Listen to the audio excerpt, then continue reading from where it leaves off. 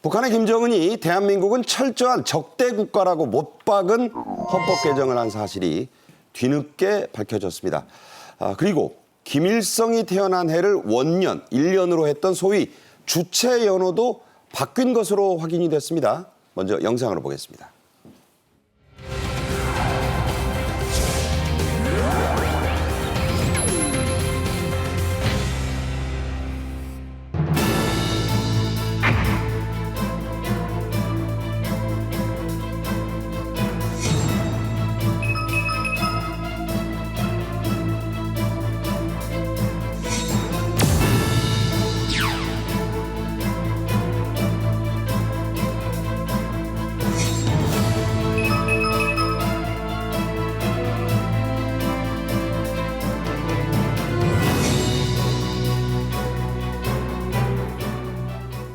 이번 주제에는 문성묵 한국국가전략연구원 통일전략센터장도 함께 하시겠습니다. 안녕하세요. 예, 안녕하십니까. 네. 김정은이 불참했던 지난 북한의 최고인민회의 때 웬일인지 북한이 헌법 개정을 해놓고 내용은 전혀 밝히지 않았습니다. 그런데 이게 이제 자연스러운 건지 의도된 건지 모르겠습니다만 북한 매체가 17일에 그 내용 일부를 공개한 셈이 됐죠? 예, 그렇습니다. 그러니까 15일 날 북한이 경의선, 동해선 철도도로를 폭파하는 만행을 저질렀어요. 그런데 우리 언론에는 다 보도가 됐고 우리 국민들은 다 즉시 알게 되는데 북한은 그걸 보도를 안 했습니다. 네. 이틀 후에야 이걸 보도하면서 헌법 개정 사실을 밝혔습니다. 사진은 또 남쪽에서 찍은 서방 언론 사진 갖다 썼어요. 맞습니다. 그러니까 철도도로를 폭파한 것을 정당화하는 과정에서 네. 북한이 대한민국을 철저한 적대 국가로 규제한 공화국 헌법의 요구에 부합하다. 다시 말하면 합법적인 조치다. 그러니까 헌법으로 딱 한 거다. 헌법에 그렇게 규정되어 있기 때문에 적대 국가와 연결을 차단하는 것은 합법적인 것이다. 네. 그런 얘기를 하면서 이걸 또 필연적인 조치라는 표현도 썼습니다. 오. 그러니까 저 대한민국 것들이 우리를 계속 위협하고 우리를 공격하려고 그러고 협박하고 있다. 따라서 이건 필연적으로 끊어내야 된다. 이런 안보 환경이다라는 걸 강조한 거죠. 네. 이렇게 개정된 북한헌법 일부 내용이 나온 거예요. 아직도 계속 또 살라미로 나올 수 있습니다. 이런 규정. 자, 어떤 의미를 갖는다고 봐야죠? 예, 물론 이제 김정은이 지난 연말부터 두 국가론 대한민국은 적대 국가다, 교전국이다, 초토화시켜야 된다. 이런 언급을 법에다 명시함으로써 제도화한 것인데 지금 김정은 머릿속에 가장 이 꽈리를 트고 있는 것은 북한 주민들의 동요입니다. 북한 주민들이 대한민국을 동경합니다. 대한민국의 문화, 드라마 이런 것을 선호합니다. 네. 그렇다면 그렇게는 북한 주민들이 흔들리는 거예요. 그걸 막기 위해서 법도 제정하고 그다음에 이렇게 헌법도 바꾸고 적대 감정을 고치시고 최근 무인기 소동을 통해서 네. 봐라 내 말이 맞아 이런 식으로 분위기를 고치시킨다 이렇게 보면 됩니다. 네. 김정은이 할아버지 따라하기로 유명하잖아요. 그런데 그 할아버지 김일성이 만든 소위 주체연호. 김정은이 그 주체연호를 써왔죠. 이게 뭐냐면 김일성이 태어난 1912년을 원년으로 하는 북한식 연호법입니다. 이걸 갑자기 삭제, 변경한 것으로 드러났습니다. 이거 매우 중대한 거죠? 그럼요. 그러니까 김정은이가 굉장히 나이가 어린 상태에서 아버지로부터 권력을 물려받았어요. 20대 중반에 물려받았습니다. 그러니까 경험도 없고 권위도 없고 하니까 할아버지, 아버지의 권위를 빌려 썼습니다.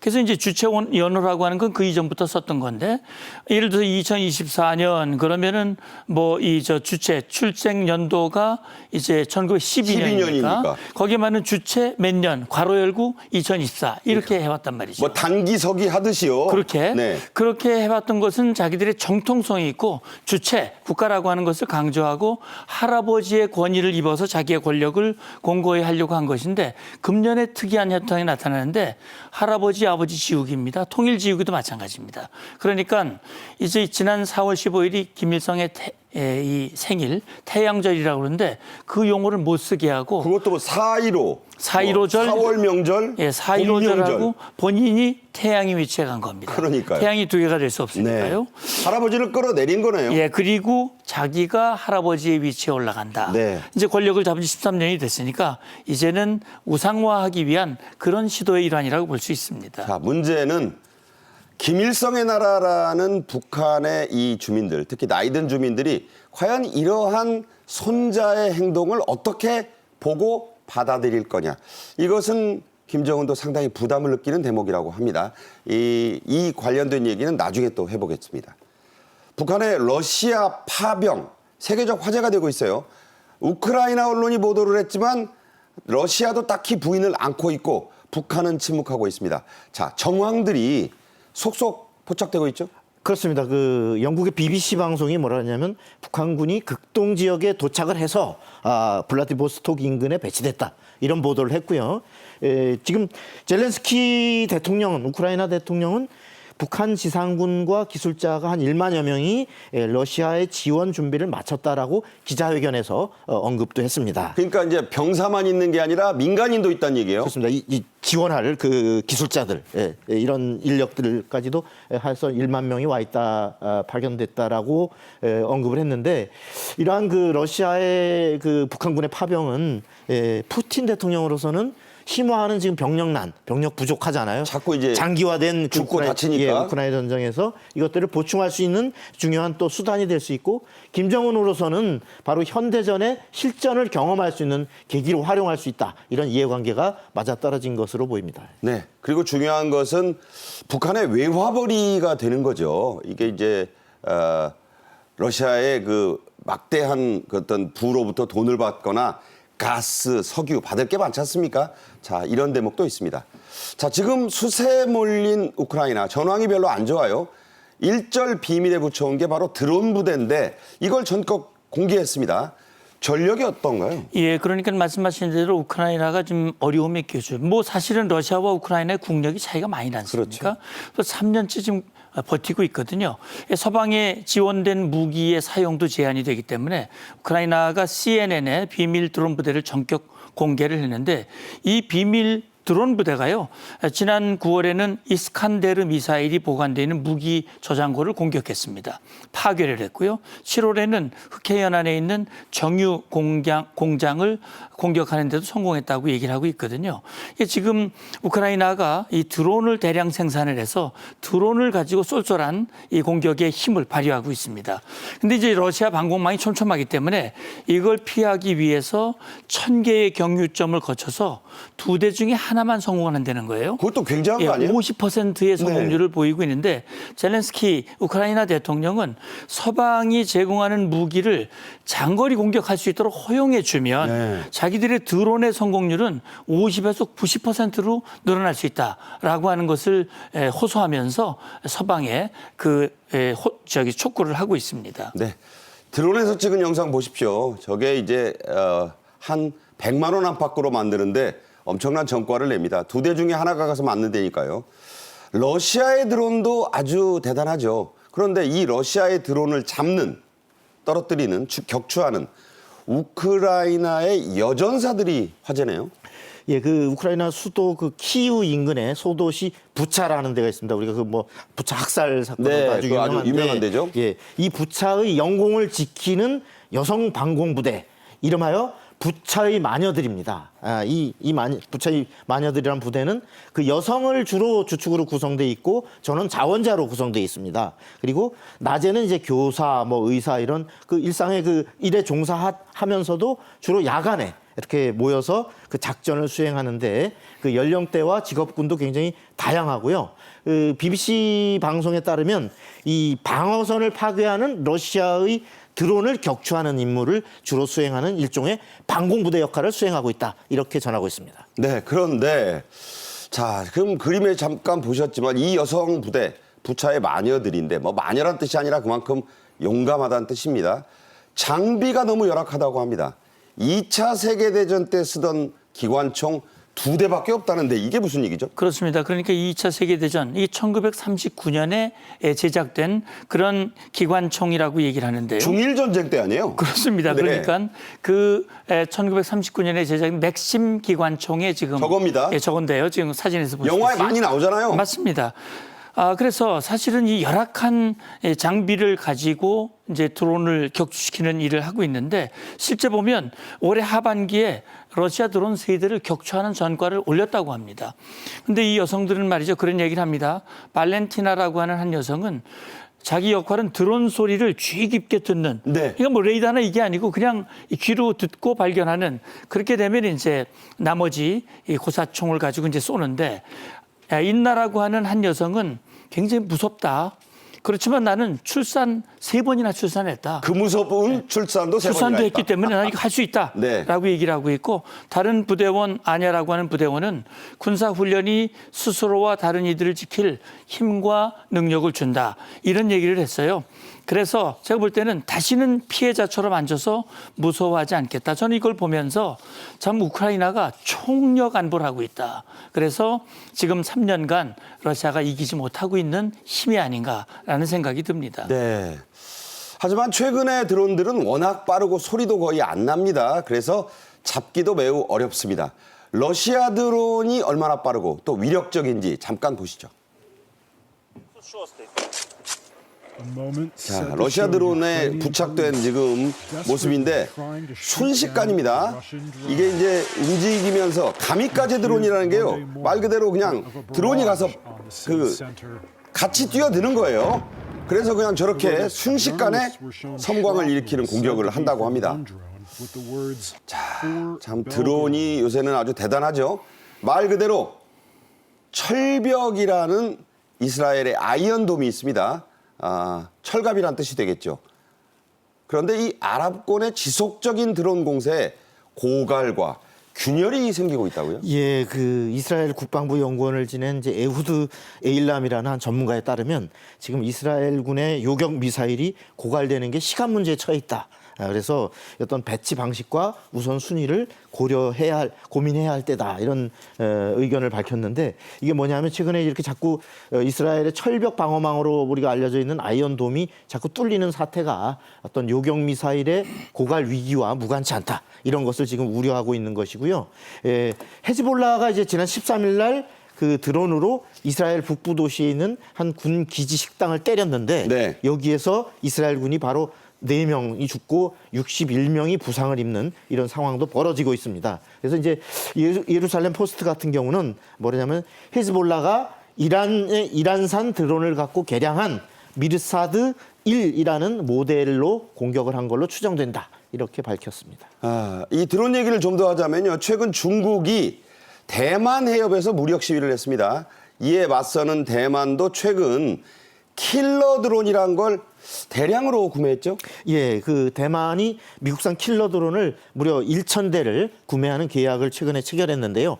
이 대인 공격용 드론 스위치 블레이드 300이라는 걸 685대, 그다음에 대장갑 공격용 알티우스 600MV라는 이 모델을 291대를 구매를 했습니다. 이렇게 계약 금액이 전체 그 우리 돈으로 환산하면 2,233억 원에 이른다고 하는데요.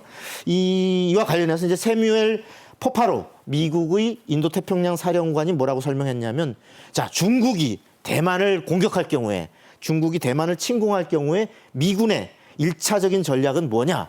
바로 이 드론 등 수천 기의 무인 전력을 동원해서 중국 전력을 1차적으로 최대한 약화시키는 것. 그러다가 이제 친함대 같은 본전력이 올 때까지는 그렇습니다. 드론으로 버티겠다. 예, 초동 단계에서의 네. 중국 전력을 약화시키는 걸 바로 드론으로 하겠다라는 거죠. 예. 자, 이렇게 이제 드론이 현대전의 어떤 중요한 무기가 됐습니다. 우리나라 얘기를 좀 하겠습니다.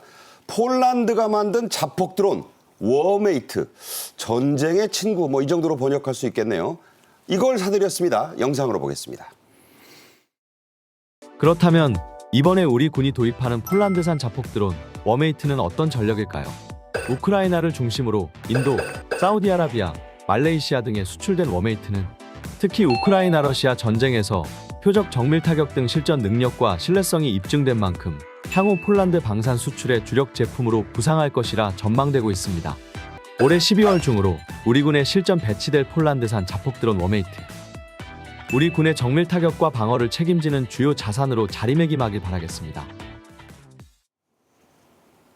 네, 우리도 드론을 만들고 있습니다만 단기적으로 좀 급하니까 우크라이나전에서 이 투입돼서 전력을 입증받은 이 폴란드 드론 워메이트를 이제 우리가 구입해서 쓰고 있다는 거예요. 자, 전력이 어떻게 됩니까? 예, 지금 이제 뭐 화면에서 보시겠습니다만 이 워메이트는요 최대 사거리가 30km 꽤 가네요. 되고요. 그리고 최대 고도가 3,000m, 고동이 3km 정도 네. 고도까지 올라갈 수 있고요. 지금 전기 모터로 구동이 됩니다. 그리고 정확도가요 원형 공산 오차가 1.5m, 굉장히 정확하게 타격할 수 있는. 거의 그냥 맞는 거네요. 그렇습니다. 근데 이제 탄두에다 뭘 장착하느냐? 대전차탄, 고폭탄, 열압력탄 이런 탄두를 탑재할 수가 있고요. 자, 장군 출신이시니까 예. 저 폭탄 탄두는 어떤 것들입니까? 예, 그러니까요. 대전차탄은 전차를 타격하는 겁니다. 이게 전차 두껍잖아요. 네. 지금 그 자료에는요, 최대 40cm 정도 장갑을 뚫을 수 있다고 얘기합니다. 이 고폭탄이라고 하는 것은 뭐 이 인명 살상을 할 수 있는 그런, 열압력탄은 일단 부분을 뚫고 들어가서 그 안에 있는 인원들을 그 살상할 수 있는 가공할 무기네요. 가공할 무기라고 볼 수 있습니다. 그러니까 방금 나왔듯이 워메이트 드론이 우크라이나 전쟁 실제 투입이 돼서 검증이 된 그런 무기다 하는 얘기죠. 네. 국방홍보원이 우리 군이 개발하고 있는 군용 드론을 공개했습니다. 함께 보겠습니다. 어떤 드론입니까, 이건? 밑에 보이십니까? K2 소총이 달려있는데 오! 소총 있네요? 이 친구 같은 경우는 소총 사격용 드론입니다. 소총 위에 달려있는 2호 카메라를 통해가지고 네. 먼 거리에서부터 적을 관측하고 사격하고 적을 추적할 수 있는 그런 장비가 되겠습니다. 이거 그러면은, 이게 뭘로 땡깁니까? 지금 뒤에 보이시는 GCS, 지상통제 장비. 발사 버튼 하나로 원거리에서 사격이 가능한 장비입니다. 이거 누르면 나간다고요? 네. 네, 최근 미국 워싱턴 DC에서 열린 미 육군 전시회에 대해서 좀 얘기하겠습니다. 우리의 최신형 K9 자주포가 눈길을 끌었는데, 자, 이게 만약에 미국에 수출된다면 6.25 때 우리가 M1 소총이 몸에 안 맞아서 고생했었잖아요. 우리가 미국에 무기를 수출할 날도 오는 겁니까? 그럼요. 그러니까 K9이라고 하는 것은 정말 세계적인 명품 무기로 이제 인정받고 있는 무기죠. 네. 뭐 폴란드를 비롯해서 여러 나라에 이미 수출이 됐고 성능을 검증받고 있는데 말씀하신 대로 그 전시회에 K9A2라고 하는 게 초선을 보였어요. 이거 신형입니까? 이게 자동화시키는 겁니다. 네. 그래서 그 운영 인원을 줄이고요. 사거리를 늘리고 위력을 늘린. 그다음에 이제 우리 한화 에어로스에서 그 미 육군의 차준형 자주포로 그걸 겨냥한 미군 차량에 이 포탑을 탑재해가지고 하는데 지금 미 육군과 이 계약을 체결했습니다. 성능시험 계약을 체결했어요. 이 성능시험 계약에서 합격을 하면 이제 본격 양산을 위한 경쟁에 들어가는 겁니다. 네. 지금 5개 업체가 지금 경쟁하고 있는데 하나 디펜스 미국 법인장은 그런 얘기를 했어요. 미 육군 요구 성능에 가장 부합한 무기가 바로 K9 자주포다. 상당히 기대감이 높아지고 있습니다. 그래서 말씀하신 대로 정말 M1 소총도 감지덕지했던 그 우리 대한민국 방산이 네. 이제 미국에 수출할 날도 멀지 않았다라는 기대감을 한층 높이고 있습니다. 이거 보시는 노병들이 네. 야, 우리가 이제 미국에 대포를 수출하는 날이 왔구나 이런 네. 생각하시겠어요? 굉장히 뿌듯한 생각을 가지게 될 거고요. 지금 실제는요, 미국의 군함들이요, 한국, 우리 조선소에 와가지고 이 정비를 합니다. 그러니까 그것뿐만이 아니라 지금 T-50이라든지 이런 것들을 수출할 수 있는 길이 조금씩 열리고 있습니다. 네.